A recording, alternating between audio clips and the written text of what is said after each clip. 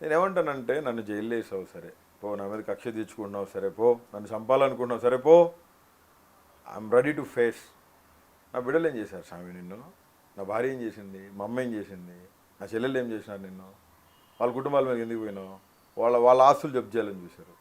వాళ్ళ bank accounts మీద చాలా పెద్ద ఏ కేసులో మీ ఆస్తులు జప్తు చేశారు? అన్ని కేసులు రోహిత్, ఒక కేసు అని కాదు, ప్రతి కేసులు 22 కేసులు ప్రతిసారి ప్రతి స్టేషన్ నుంచి పోలీసు వాళ్ళు నెల్లూరు రాజమండ్రి 2 వచ్చేళ్ళు నెల్లూరు ఇచ్చినాం. చాలా పెద్ద మినిస్ట్రీస్ వాళ్ళు, చర్చ్ మినిస్ట్రీస్ చాలా పెద్దవి.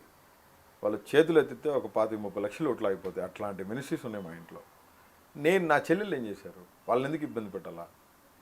కంపెనీకి CEO అడిషనల్ CEO పొజిషన్స్లో ఉన్న వాళ్ళు ఇద్దరు పాపం వాళ్ళ దగ్గరికి పోయి నానా హింసలు పెట్టి నానా తిప్పలు పెట్టి మీరు పోలీస్ స్టేషన్కి రావాలి. ఇట్టపోతారు రోహిత్. నా ఇంటి ఆడబిడ్డలు నిన్నేం చేసినారు? ఒక్కటి చెప్తున్నా, ఫిజికల్గా మెంటల్గా నలిగిపోయాను రోహిత్, ప్రామిస్. మానవతా దృక్పథితో ఎవడూ ఆలోచించలా. నేనైతే భారత రాజ్యాంగం ఏ విధంగా అయితే ఆర్టికల్స్ యాక్ట్స్ ఇచ్చిందో ప్రతిదీ నేను చదువుతున్నాను. మళ్ళీ నా కేసులు నేనే వాదించుకుంటానికి. అసలు నేను ఒకటి అనుకున్నా ఒక వారం రోజుల కింద, నా కేసులు నేనే CBIకి ఇచ్చేసేయాలి, నేనే CBIకి ఇస్తాను. ఎస్, మీరు ఇస్తే చెల్లుతుందా?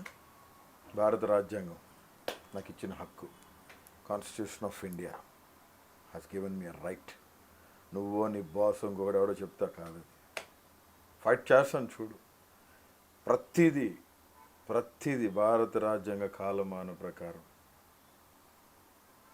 ఇచ్చిన ఆర్టికల్స్, ఇచ్చిన అమెండ్మెంట్స్, ఇచ్చిన యాక్ట్స్, జీవోస్ పట్టుకొని ఖచ్చితంగా వెళ్ళాము ఆల్రెడీ.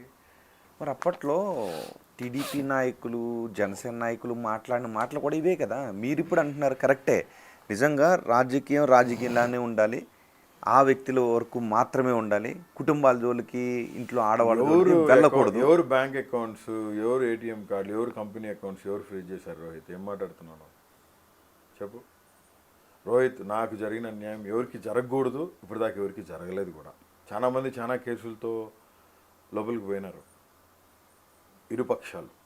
కానీ మళ్ళీ కోరుకుంటున్నా, నాకు జరిగినంత అన్యాయం ఎవరికి జరగకూడదు, నా శత్రువులకి జరగకూడదు, నా పగలకు కూడా జరగకూడదు అని మనస్ఫూర్తిగా కోరుకుంటున్నాను. రేపు వద్దు మీకు అవకాశం వస్తే నేను చేయను రోహిత్, ప్రామిస్ చేస్తాను. బీయింగ్ ఏ క్రిస్టియన్ మాటిస్తున్నాను నీకు. నేను భారత రాజ్యాంగబద్ధంగా పోతాం ఖచ్చితంగా.